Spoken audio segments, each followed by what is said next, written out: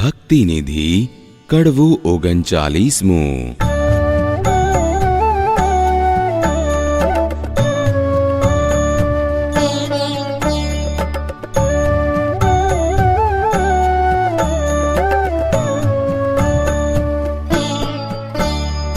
મન બુદ્ધિ નામ અપમાનાવે જી, એવું અતિ સુખ હરિ ભક્તિથી આવે જી. જેહ સુખ ને શુકજી જેવા ગાવે જી, તે ભક્તિ પ્રભુ પ્રગટની કાવે જી.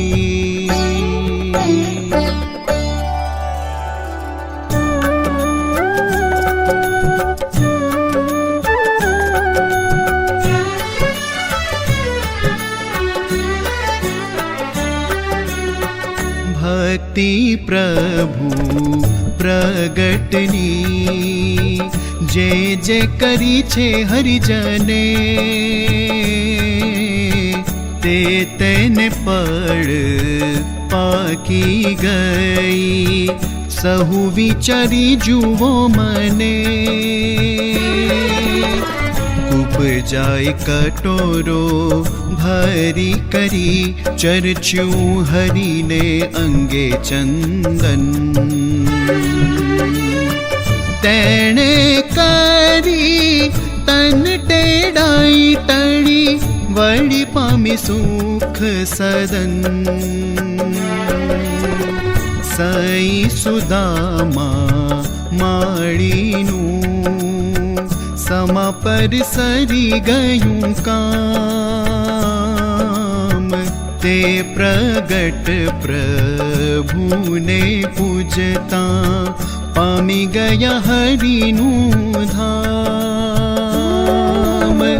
વિદુરે ભાજીને ભોજને જમાડિયા જગ જીવન. તે જમી પ્રભુ પ્રસન્ન થયા, એવું પરોક્ષ શું સાધન. સુદામે ભક્તે શ્રી હરિને 3 મુઠ્ઠી આપિયા તંદુર. તેણે દારિદ્ર દૂર ગયું, થયું અતિ સુખ અતુલ. 45 પાત્રમાંથી શોધી જમાડિયા હરિ આપ. તેણે માટ્યું કષ્ટ મોટું અતિ, તે તો પ્રગટને પ્રતાપ.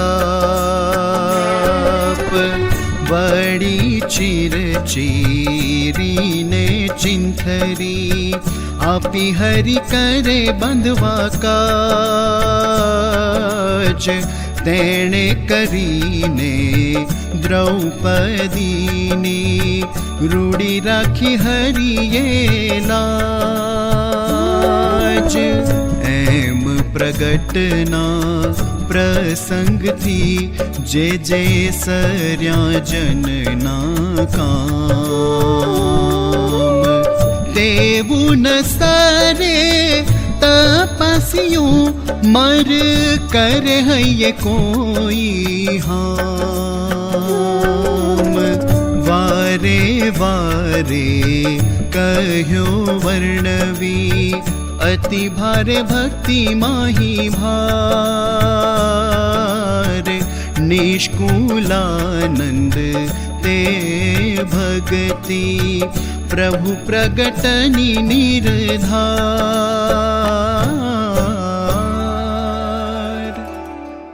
ભક્તિ નિધિ કડવું 39મું સમાપ્ત. મન બુદ્ધિના માપમાં નાવેજી, એવું અતિ સુખ હરિભક્તિથી આવેજી. આવી મહાત્મ્ય ભક્તિ કરવાથી જે સુખ મળે એનું આપણા કેલ્ક્યુલેટરમાં કે ક્યાંય એનું માપ જ ન થાય. આપણને કેવી રીતે બતાવે કે આટલું બધું સુખ છે એમ.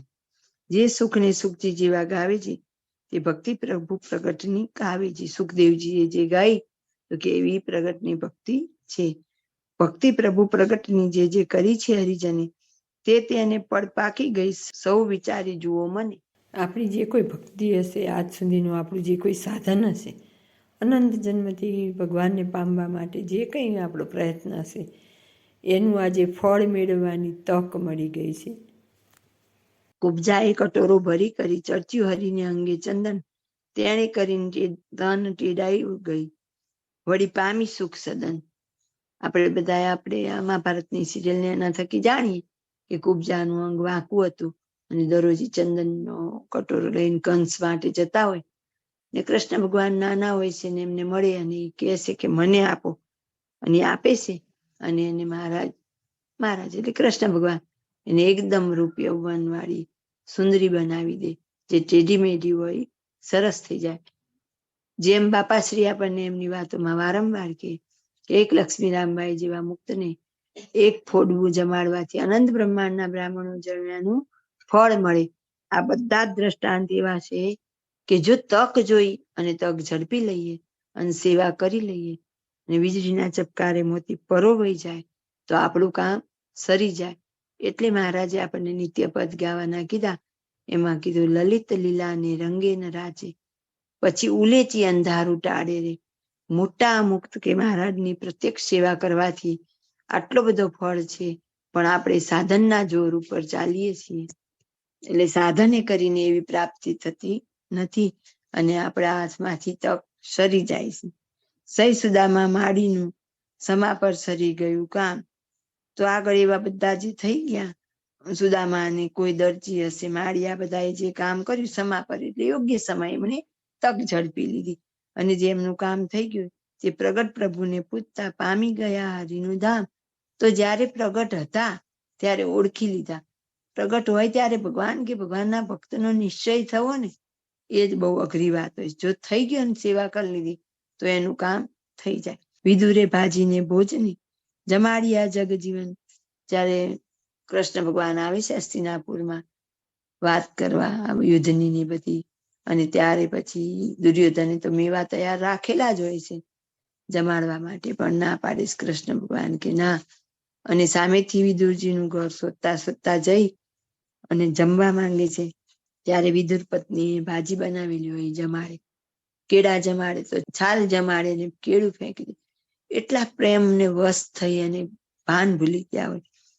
તો કે દુર્યોધનના મેવા ત્યાગી અને વિદુર ઘેર ભાજી ખાધી.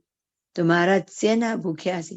તો કે ભાવના ભૂખ્યા. જે હેત આપણે સંસારમાં બાંધેલું છે એવું હેત, સ્નેહ, આત્મબુદ્ધિ ભગવાન અને ભગવાનના મુક્ત વિશે થઈ જાય તો એનું કામ સરી જાય. તેને દરિદ્ર દૂર ગયું, થયું અતિ સુખ અતુલ. અતુલ એટલે જેની તુલના, તુલના એટલે માપ. તો કે જેનું કોઈ માપ જ ન થાય એવું સુખ સુદામાને મળી ગયું. પંચાલીએ પાત્રમાંથી શોધી જમાડ્યા હરિયાપ, તેને મટ્યું કષ્ટ મોટું અતિ તે તો પ્રગટ ને પ્રતાપ. જ્યારે વનમાં મોકલેલા હોય છે 5 પાંડવોને દ્રૌપદીજીને, ત્યારે દુર્યોધનને હતું કે હું દુર્વાસા ઋષિને ત્યાં મોકલું, આ લોકો પાસે તો જમવાની કોઈ સગવડ છે નહીં, એટલે એ કઈ દુર્વાસા મુનિનું સ્વાગત કરી શકશે નહીં. અને દુર્વાસા બહુ ક્રોધી કહેવાય, કે દુર્વાસાને ક્રોધ આવે અને શ્રાપ આપે તો પાંડવોનું નુકસાન થાય. એના માટે એને ઈર્ષ્યાએ કરીને દુર્વાસાને પ્રેરણા કરેલી કે આ જગ્યાએ આ લોકો છે તો ત્યાં તમે જજો. હવે દુર્વાસા એના સંત મંડળ સહિત આવે છે અને પછી એ યુધિષ્ઠિરને બધાને ખબર પડે છે એટલે એ લોકો એમને અહીંયા એમની ઝૂંપડીએ જમવા માટેનું આમંત્રણ આપે, પણ એકદમ ટેન્શનમાં હોય, કારણ કે દ્રૌપદી પાસે એક પાત્ર હતું. એ 5 જમી લે, પછી દ્રૌપદી જમી લે અને ધોઈને ઊંધું પાડી દે, પછી એમાંથી કઈ મળે નહીં. પણ એમને જે ચિંતવું હોય તો જરૂર હોય એ ત્યારે ચિંતવે તો એનાથી એમની જે ભોજનની આવશ્યકતા હતી પૂરી થઈ જાય. પણ એ બધા સંતોષી હતા, સમજદાર હતા. આપણને જો કોઈ હાલાવું પાત્ર આપી દે તો આપણે તો એનો આમ કઈ તળિયું ઘસી નાખીએ એવા થઈ જઈએ, વેપારી કરવા માંડીએ. તો ત્યારે એવા બધા સંતોષી એવા ભક્ત હતા. પછી દુર્વાસા ઋષિ આવી, ખબર પડે બધા ચિંતામાં હોય, પણ એમની ચિંતા કરતા પણ કૃષ્ણ ભગવાનની ચિંતા વધારે થાય છે. એ કૃષ્ણ ભગવાન લગભગ દ્વારકામાં બિરાજમાન હોય અને ત્યાંથી દોટ દે અને અહીંયા આવીને એકદમ ઉભા રહે કે પાંચાલી મારે જમવું છે. ત્યારે બધા વિચારમાં પડી જાય કે આજ શું કરશું, આપણે તો જમી લીધું છે, હવે કેવી રીતે આમને જમાડશું? કૃષ્ણ ભગવાન કહે છે, એક વાર તું જોતો ખરી, તારું અક્ષય પાત્ર એક વાર નજર તો કર. ત્યાં દ્રૌપદીને ખબર જ હોય એમને શુદ્ધ સાફ કરેલું હોય તો પણ ભગવાનના વચને કરીને જોવે છે અને એમાં એક દાણો ચોટેલો હોય છે. જ્યાં સુધી એઠું હોય ત્યાં સુધી લોકો ઈચ્છે એટલું મળે, પણ આ બાજુ કૃષ્ણ ભગવાન એક ચોખાનો દાણો જમી અને તૃપ્તિ અનુભવે અને પોતાને તૃપ્તિ થાય એટલે દુર્વાસા ઋષિ અને એમના જે સંતો હોય એ બધાનું પેટ ભરાઈ જાય, બધાને ઓડકાર આવી જાય. હવે દુર્વાસા મુનિ વિચારમાં પડી ગયા કે આ બધાને લઈને હું જઉં કેવી રીતે, અમને તો કોઈને ભૂખ જ નથી. એટલે પછી દુર્વાસા એમના સંતોને લઈને આવતા જ નથી. પણ તકે એક કૃષ્ણ ભગવાનને એક ચોખાનો દાણો જમાડવાથી એમની ઉપર આવેલું જે સંકટ હતું એ ટળી ગયું અને દુર્વાસા પણ તૃપ્ત થઈ ગયા. વળી ચીર ચીરીની ચીંથરી આપી હરી કરી બાંધવા કાન. એક વખત કૃષ્ણ ભગવાનને ઓચિંતું વાગી જાય છે ત્યારે યજ્ઞમાં બેસવા માટે દ્રૌપદીજી તૈયાર થયેલા હોય છે. બીજા બધા રાણીઓ અને દાસીઓ બધાય તો કપડું ગોતવા માટે દોડાદોડ કરી મૂકે છે કે કૃષ્ણ ભગવાનને વાગી ગયું. જ્યારે દ્રૌપદીજી એક ક્ષણનો વિચાર નથી કરતા અને પોતે જે ભારે વસ્ત્ર પહેરેલા હોય છે આમ એનું ચીંથરું તોડી અને જલ્દી ભગવાનના હાથે બાંધી દેશે. તેને કરીને દ્રૌપદીની રૂડી રાખી હરીએ લાજ. તો એમ કહેવાય છે કે એમાં 999 તાર હતા. એટલી સાડી એમણે જ્યારે દ્રૌપદીનું ચીરહરણ થાય છે ત્યારે કૃષ્ણ ભગવાને એમની રક્ષા કરવા માટે એટલી સાડી પૂરેલી અને દુશાસન થકી એમની રક્ષા કરેલી. પણ કેમ તો કે આમણે પણ એવી પ્રત્યક્ષની સેવા કરેલી હતી, અત્યારે ઉગી નીકળી. તો આપણે પણ આવો વિચાર કરવો કે ત્યારે આપણે શું શોધવા દોડીએ. એમ પ્રગટના પ્રસંગથી જે સર્યાજનના કામ તેવું ન શરીર તપાસ્યું મર કરે કોઈ અહીંયા. ગમે એટલું પછી ઈચ્છા કરો પણ જ્યારે પ્રગટ મુક્ત કે પ્રગટ મહારાજ હોય એને ઓળખી જો એની સેવા થઈ જાય તો જીવનું કામ થઈ જાય. એટલે જ સાગરમાં કીધું છે કે પ્રગટ મુક્તની સેવામાં મહારાજ અને અદ્રશ્ય થયેલા મુક્તો બધાની સેવા આવી જાય. પણ ત્યારે જ મનુષ્ય ભાવ પણ આવી જાય. વારે વારે કયો વર્ણવી અતિ ભારે ભક્તિમાં એ ભાર નિષ્કુળાનંદે ભક્તિ પ્રભુ પ્રગટની નિર્ધાર. તો કે વારે વારે ભક્તિના વખાણ કરેલા છે, પણ આ ભક્તિ કઈ તો કે પ્રગટ પ્રભુની નિર્ધાર એટલે ચોક્કસ એવી ભક્તિ કરવાથી આવી આપણને પ્રાપ્તિ થાય. જય સ્વામિનારાયણ.